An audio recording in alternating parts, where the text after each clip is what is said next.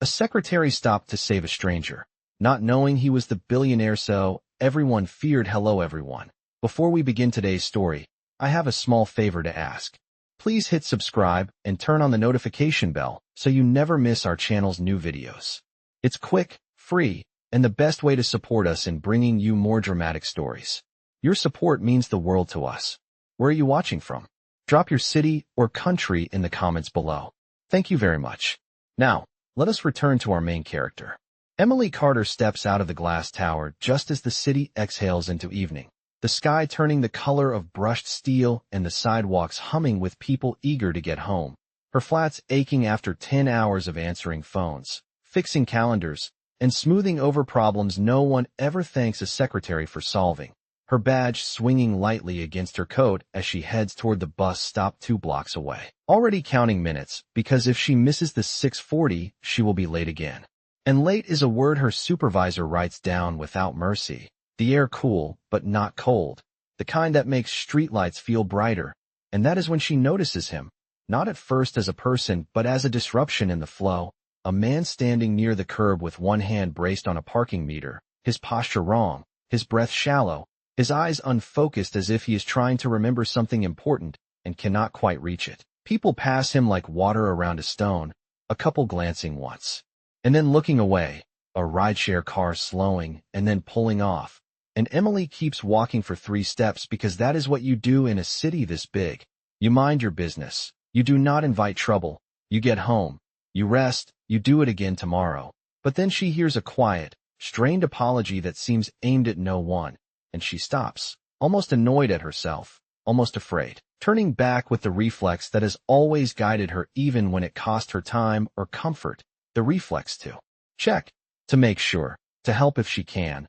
She asks if he is okay, her voice steady even as her heart taps faster, and he tries to smile, says he just needs a minute, says it is nothing, but his hand trembles and he sways. And Emily closes the distance without thinking, setting her tote down, offering her arm like she would to her father when his knee acted up, the city noise pressing in, but her focus narrowing to the man's face. Pale under the streetlight, his suit expensive but rumpled, his tie loosened as if the day has wrung him dry. She guides him to sit on the low concrete edge by the tree pit, asks if he has eaten, if he has water, if she should call someone, and he shakes his head, murmurs that he will be fine, that he does not want to cause a scene, and Emily hears the words behind the words. The habit of being watched, judged, managed, and she does what she always does when someone tries to disappear their own needs. She makes it simple. She takes off her scarf and presses it into his hands to slow his breathing, tells him to focus with her. In for 4, out for 4. It will pass, she says. It always does. The bus roars past, and she misses it. She knows she has missed it. The thought flickers and is gone because the man's eyes finally meet hers, and there is a moment of clarity there. Gratitude mixed with something like surprise, as if he did not expect kindness to arrive in such an ordinary package. He tells her his name is Alex, just Alex, that he works too much, that he forgot lunch. And Emily smiles because it is the most human confession she has heard all day. She gives him a small bottle of water from her bag, the kind she keeps because she forgets to drink, tells him she cannot leave him like this, not yet, not until he steadies. And the words feel like a promise even as she says them lightly. The city resumes its rhythm around them. Taxis honking, a siren far away, a vendor calling out pretzels, and somewhere inside the glass tower she just left, meetings are still happening, decisions still being made, power still moving without noticing the sidewalk. And Emily has no idea that the stranger, breathing into her scarf, the man she is helping because it is the right thing to do, is Alexander Whitmore. The billionaire CEO, whose name makes boardrooms go silent, whose reputation makes headlines sharp, whose presence people fear more than they understand. All she knows is that for this moment, right here under a flickering streetlight, someone needs help, and she has stopped. Emily stays with him until the color returns to his face and his breathing evens out, until the streetlight stops flickering like a warning and becomes just another lamp, and when he insists he can stand, she believes him but still walks him to the corner, waiting until he is steady before she finally turns toward the long walk home. Because the buses thin out after 7 and rides cost money she does not have. And as she walks, she thinks about how close she came to doing what everyone else did, to not stopping, to choosing convenience over care, and how that choice follows her everywhere. Because Emily Carter has built her life on small decisions that never make headlines, the kind that keep offices running and people afloat while her own name stays invisible. She lives in a narrow apartment above a dry cleaner, for flights up, 700 square feet if you count the slanted ceiling. A place where the radiator ticks all night, and the neighbor practices trumpet on Sundays. She eats dinner standing at the counter most nights, reheating leftovers, and scrolling job boards she never applies to because stability matters more than dreams when rent is due on the 1st. Her job title reads executive secretary, but the word executive never seems to include her. She arrives before anyone else to brew coffee, leaves after everyone to lock cabinets, remembers birthdays, tracks contracts, fixes errors that would cost thousands if anyone noticed, and takes the blame when calendars collide. She learned early that being reliable is quieter than being brilliant, safer than being seen. And yet that quiet has a cost, because her supervisor speaks to her through the glass wall like she is part of the furniture, because promotions go to people who speak louder, because being late once can undo a year of perfect attendance. She checks her phone and sees the missed bus alert and feels the familiar pinch in her chest. The math of time and money recalculating, the 10 blocks that become 30 minutes. The call she will not make because excuses do not sound like excellence. She thinks of her mother, who taught her to help without expecting a thank you, who said kindness is not a transaction, it is a habit. And Emily wonders sometimes if habits can keep you warm, if they can pay for groceries when prices climb, if they can protect you when the city feels sharp around the edges. She reaches her building and climbs the stairs, counting them like breaths, 1 through 4, 1 through 4. The same rhythm she taught a stranger under a streetlight. And the thought surprises her, that she gave something she also needed, a pause, a reminder that the world is not only deadlines and closed doors. She sets her tote down, finds the scarf missing and smiles despite herself. It was her favorite, soft from years of winters, but she does not regret it. She never does, because regret comes from walking past, not from stopping. The next morning she is early as always, her desk neat, her notes precise. The office waking around her with the low hum of printers and the smell of coffee. She fields calls, reroutes complaints, solves problems before they land. And when the calendar pings with an all-hands meeting added without explanation, her stomach tightens. These meetings belong to people with titles, not to secretaries. But attendance is mandatory. She straightens her jacket, smooths her hair, and reminds herself that she belongs wherever her work has taken her, even if the room does not agree. She does not know yet that the man she helped has already woken with a different memory of the city, not as a place that passed him by, but as a place where someone stopped, and that small decision, hers and his, is already shifting the weight of the day ahead. The conference room fills slowly, chairs sliding, tablets lighting up, a low murmur settling into expectation, and Emily takes her usual seat along the wall with the other support staff, notebook open, pen aligned, posture practice to be present but unobtrusive. She tells herself this is routine, just another meeting where decisions pass over her like weather. But the agenda on the screen is sparse, and that makes her uneasy. When leadership is quiet, it usually means something large is about to move. She glances at the glass doors and thinks of the scarf she gave away, of the way a simple object can become a tether between strangers. She shakes the thought away and focuses on her notes. The room goes still as the doors open and an assistant announces the arrival of the chief executive. And Emily feels the air change before she sees him. The way people straighten, the way whispers end, the way attention snaps into place. The man who steps in is composed, controlled, his suit impeccable, his expression measured. And for a heartbeat, she does not recognize him. Not until he lifts his eyes and the streetlight memory clicks into alignment. The breath, the scarf, the quiet thank you. And her pulse stutters because the stranger from the sidewalk stands at the head of the table. Alexander Whitmore. The name lands like a weight she did not know she was carrying. Billionaire, feared, untouchable. And yet her mind insists on the other truth, the one that belongs to her.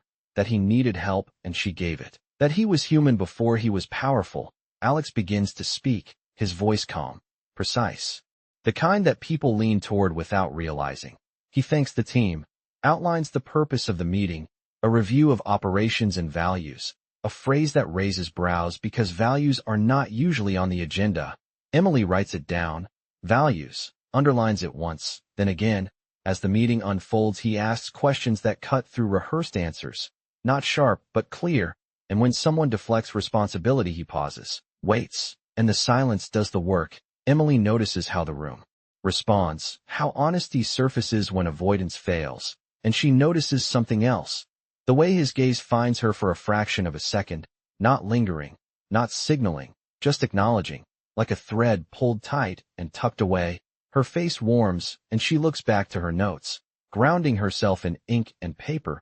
She tells herself this changes nothing. She is still a secretary, still on the wall, still expected to deliver precision without presence. Yet, when the meeting adjourns and people file out, she is asked to stay. The request polite, neutral, but her hands still, her heart steadying the way it did on the sidewalk. She stands as he approaches, close enough now to see the familiar tiredness softened by purpose. He thanks her, not loudly, not for the room, but simply. He says he wanted to return the scarf. He kept it clean.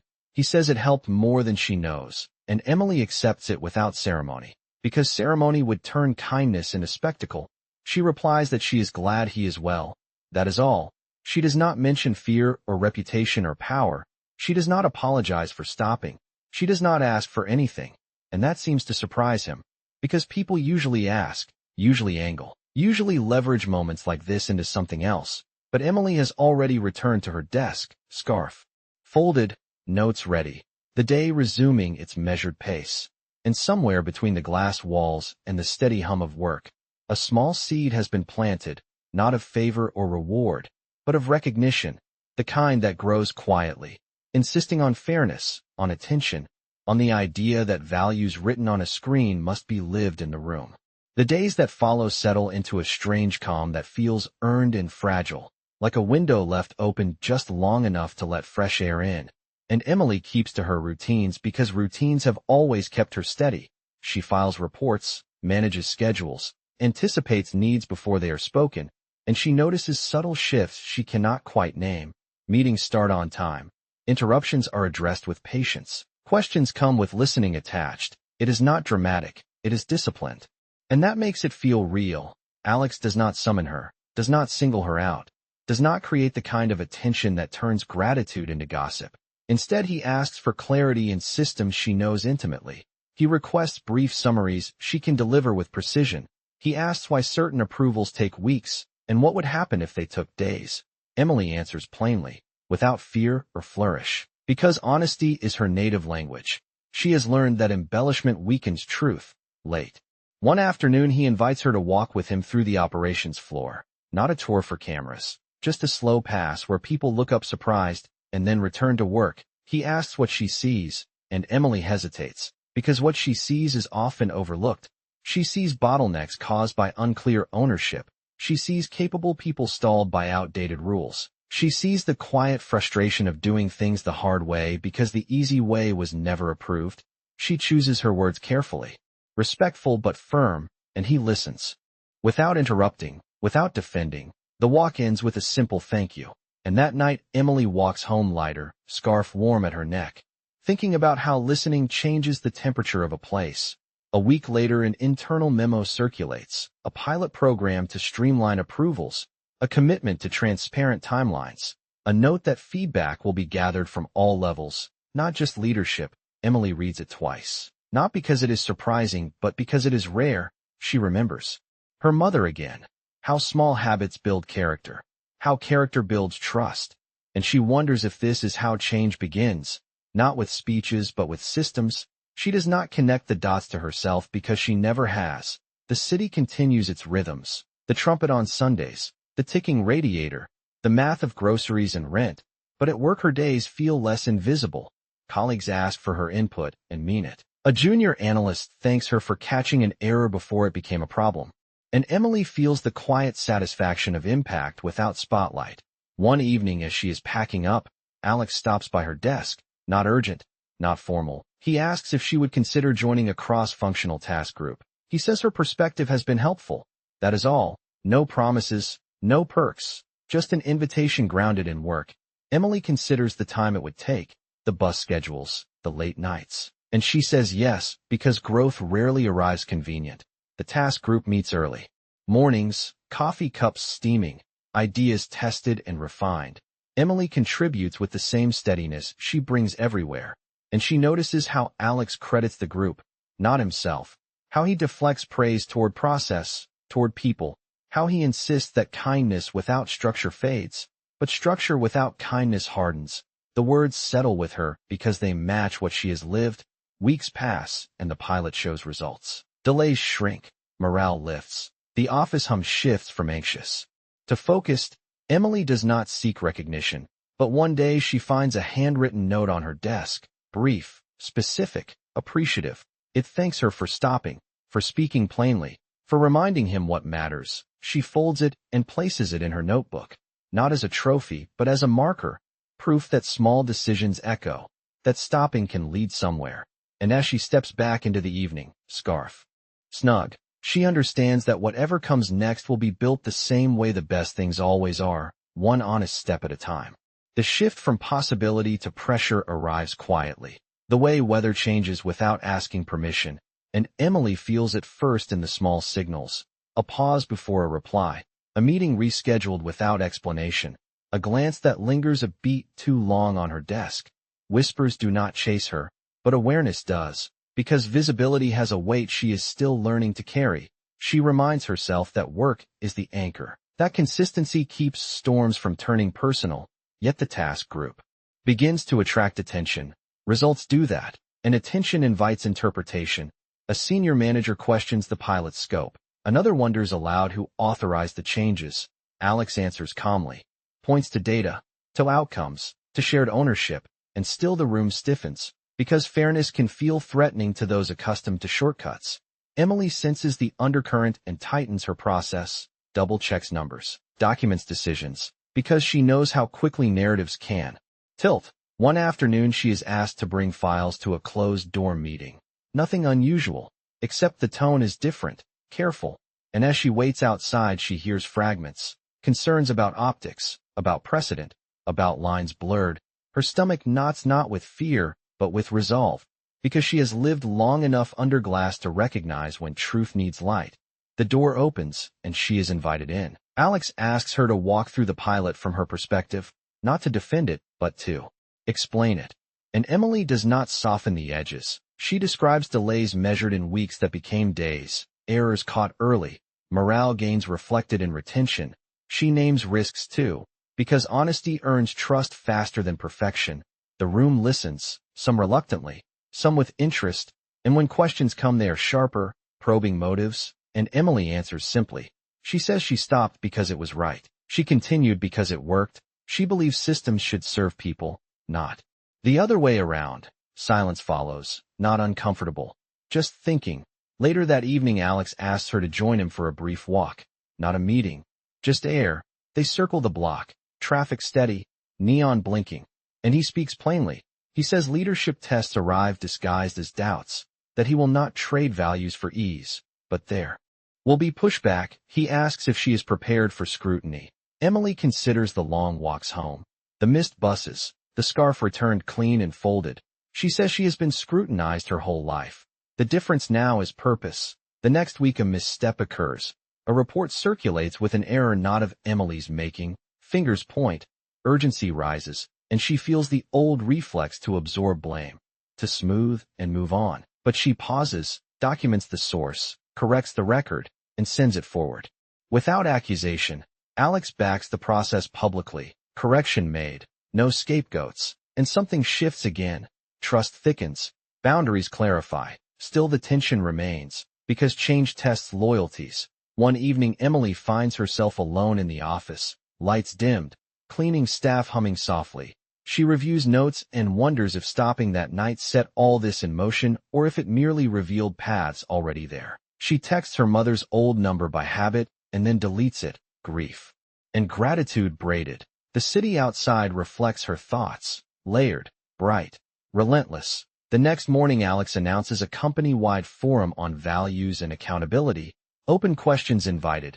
Emily listens from her seat along the wall, heart steady. When a hand raises to ask whether kindness belongs in corporate decisions, Alex answers without looking at Emily. He says kindness without rigor fails. Rigor without kindness corrodes. Leadership is the discipline to hold both. The room exhales, and Emily understands that the conflict is not about her at all. It is about the courage to choose a direction. And for the first time, she does not feel like a passenger in her own story. She feels like a participant, present, grounded, ready for what follows. The distance between them narrows not through declarations, but through shared work, and that makes it more dangerous. Because feelings grow best where rules are clear and boundaries respected. Emily notices it in the smallest ways. The way Alex asks her opinion last, not first, so it does not sway others. The way he waits for her to finish before responding. The way silence becomes a tool rather than a threat. And yet something shifts inside her that she cannot file or calendar. She begins to anticipate his questions before he asks them, begins to hear his cadence in her head when drafting summaries, and she resents herself for it, because she has always believed that competence should stand on its own, unentangled. She tells herself that admiration is not intimacy, that respect is not romance, that clarity matters. Still the moments accumulate. A shared laugh when a printer jams during a long morning. A nod exchanged across a crowded room when a difficult point lands. A brief pause at the elevator where neither speaks, and both understand the weight of the day. Alex feels it too, but he names it differently.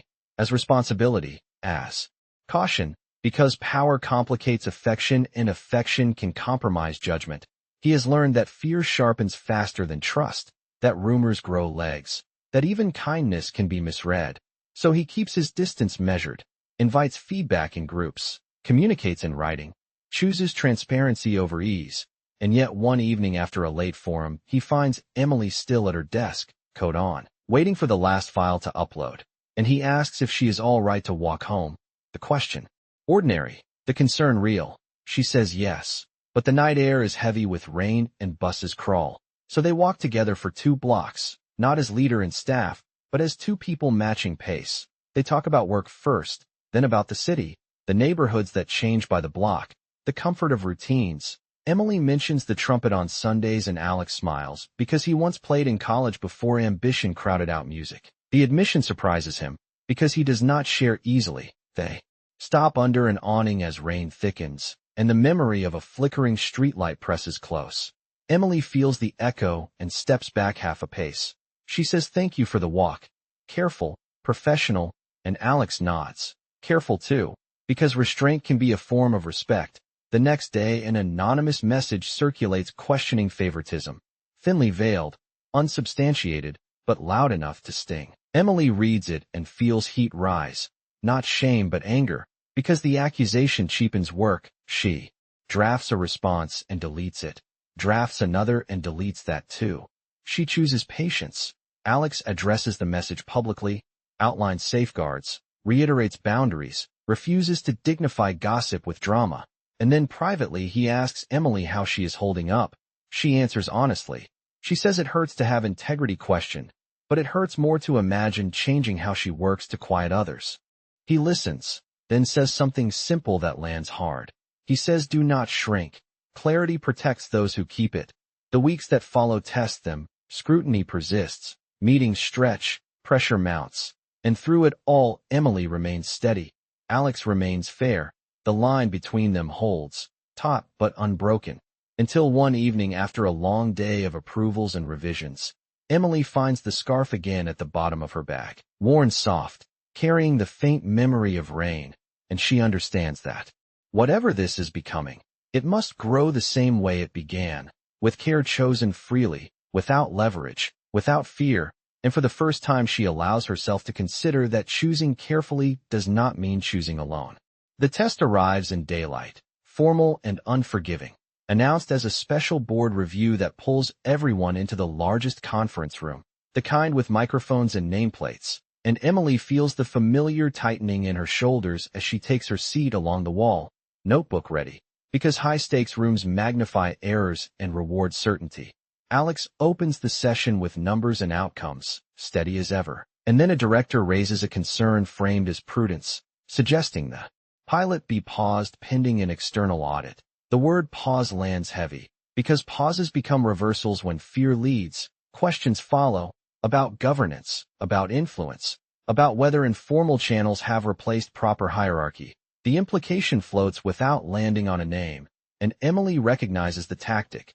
Critique the system until the person disappears inside it. Alex listens, asks for specifics, and when none arrive, he asks for evidence. The room shifts, because evidence narrows. Space for maneuver. A proposal appears on the screen, a recommendation to revert approvals to the old timeline for the next quarter. Emily sees the impact instantly. Delays return, staff morale dips, gains erased quietly, and she feels the urge to speak, then stops, because speaking out of turn would feed the narrative. Alex turns to the group and asks a different question. He asks what success should protect, speed or comfort, accountability or ambiguity. The answers vary, measured, cautious. And then he does something unexpected. He invites Emily to the table, not to defend herself, not to advocate, but to explain the data trail. She walks forward with steady steps, heart calm in the way it only is when truth is simple. She explains timelines, error rates, retention. She explains controls added, approvals documented, safeguards clear. She names what failed once and how it was fixed, because hiding failure weakens credibility. The questions sharpen, and she answers them without ornament. When asked about her role, she describes it plainly: coordination, documentation, follow through, nothing extraordinary, just work done well. A director presses, asking whether proximity to leadership influenced outcomes. Emily pauses, then says proximity to problems did, because proximity is where solutions live. The room goes quiet. Alex watches without interruption. Then he speaks. He says the pilot stands, not because it succeeded, but because it learned. He says reverting would signal that improvement invites punishment. He says audits are welcome and will be transparent, but pauses without cause are fear dressed as caution. He states boundaries again. Roles clear, reporting lines intact, favoritism absent, and he makes a decision that carries weight. He assigns oversight to an independent committee and names timelines publicly. Accountability without retreat. The vote follows and the motion to pause fails. The room exhales, some relieved, some displeased, and Emily returns to her seat, hands steady, breath even, because she did not win anything for herself. She protected the work. Afterward, the hallway buzzes, eyes linger, whispers soften, and Alex thanks the board and leaves without flourish. Later he finds Emily at her desk, not to congratulate, but to acknowledge the courage it takes to answer plainly when implication circles. She replies that courage is easier when facts are clear. They stand a moment, professional distance intact, mutual respect solidified. Outside, the city continues its pace. Buses rumble, lights change, and Emily realizes the test was never about stopping a pilot. It was about whether values would bend under pressure. Today they did not, and that knowledge settles in her. Like a steady light, bright enough to see by, quiet enough to keep working. The weeks after the review move with a new steadiness, not louder but clearer, as if the building itself has learned how to breathe. Audits proceed openly, timelines hold, and the pilot matures into policy with names attached and responsibilities owned. Emily notices how relief changes people. Shoulders drop, voices soften. Work improves when fear loosens its grip. She keeps her focus narrow, delivers what is asked, documents what matters, and tries not to read meaning into glances that linger. With gratitude, because gratitude can tip into expectation if you let it. One evening, as the sun slides low and the city turns amber, Alex asks if she has a moment. Not a meeting, just a moment. They step into the quiet of a small conference room with the blinds half open. He places something on the table between them, her scarf, folded the way it was returned, but this time there is a note tucked into it, handwritten, the ink steady. He says he kept it close during the review as a reminder of why stopping matters, that when pressure rises it helps to remember the night someone chose care without leverage. Emily listens, hands still, the room calm. He continues carefully. He says he has learned to protect boundaries not to avoid feeling but to honor it, that he does not want gratitude to become confusion or authority to become imbalance. He says if there is to be anything more than work, it must be chosen freely and openly, without advantage or fear. Emily feels the weight of the words, not as a confession, but as a proposal for honesty. She responds the same way she always has, plainly. She says she values clarity, that the work matters, that respect matters, that she will not trade her steadiness for romance disguised as opportunity. Alex nods, relieved, because agreement on principles feels like alignment, not rejection. They agree on what comes next: transparency, time, patience, and the space to let feelings grow or fade without pressure. The next day, a company-wide message announces a new role, created to steward process integrity across departments, a role focused on coordination and accountability, reporting to an oversight committee, not directly to Alex. The posting is public, the criteria clear. Emily reads it with surprise and recognition. It fits the work she has been doing, but it is not handed to her. She applies like everyone else, interviews with a panel, answers hard questions, names risks, proposes metrics, and when the offer comes it feels earned, not gifted. She accepts. With gratitude and resolve. Her days change, meetings multiply, impact widens, and through it all the line between her and Alex remains respectful and steady. They speak often, always with witnesses, always with purpose, and sometimes they walk after long days, 2 blocks, under awnings, talking about systems and cities and the discipline of choosing what lasts. The trumpet still plays on Sundays, the radiator still ticks, but Emily's apartment feels warmer, not because of money or title, but because her work aligns with her values. One evening months later, after a successful rollout celebrated without spectacle, Alex returns the scarf again, this time with a small card that says thank you for stopping and for staying. Emily smiles. Because the payoff was never a gesture or a promotion. It was the proof that kindness can scale without losing its shape. That power can listen. That love, if it comes, will arrive the same way everything good has so far, honestly, in daylight, with nothing hidden. The season turns without announcement, leaves thinning, mornings crisp, and the city feels newly legible, as if clarity has become a habit rather than an effort. Emily settles into her role with the same care she has always carried. Calendars precise, processes clean, people heard.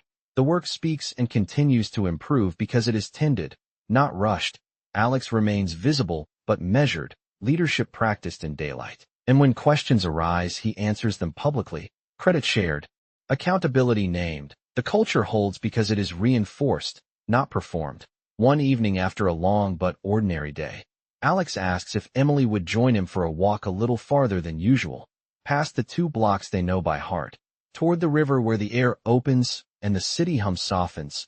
They walk side by side, coats zipped, hands easy at their sides. They talk about outcomes and lessons learned, about how systems age and must be renewed, about music returning to life when there is space. Alex mentions he has started playing again on quiet nights. Nothing ambitious, just scales and old songs. Emily smiles and says habits can come back if invited kindly. They stop at the railing where lights ripple across the water, and Alex turns to her with the steadiness she has come to trust. He says he wants to be clear and asks if she does too. She nods, because clarity has brought them here. He says that time has done its work, that boundaries have held and respect has deepened, that he would like to explore what has grown between them openly, slowly, without secrecy or advantage. He says there is no urgency, only intention. Emily listens, heart calm, because nothing is being taken, something is being offered. She responds with the truth she knows. She says she chooses care the same way she always has, deliberately, that she values her work and herself and will not disappear into anyone else's life. She says if they move forward it must be as equals, visible, accountable, and patient. Alex agrees without hesitation, because agreement is the point, not persuasion. They stand a moment longer, the river steady, the city wide, and then they turn back together. Weeks later their choice becomes known in the simplest way, not an announcement, just consistency. They arrive together at a community forum hosted by the company, sit side by side without hierarchy, answer questions plainly. A staff member thanks them for modeling respect, and Emily thinks of the first night again. The almost choice, the stopping, how small decisions echo. On a Sunday afternoon, the trumpet plays upstairs and Alex listens from Emily's kitchen, smiling, learning the city through her windows. The scarf rests on a hook by the door, worn soft. A reminder that beginnings do not need spectacle. Months pass. Work continues. Love grows in daylight. And one evening on the same river walk, under the same open sky, Alex asks a simple question, not framed as destiny, but as partnership. He asks if she will build a life with him that protects what matters.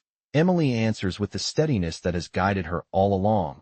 Yes, because the answer fits the life they have already practiced. Later, at a small gathering with friends and colleagues, they share the news without extravagance. Laughter easy, gratitude real. Emily catches her reflection in the glass and sees not a different person, but a clearer one, someone who stopped, stayed, and chose carefully.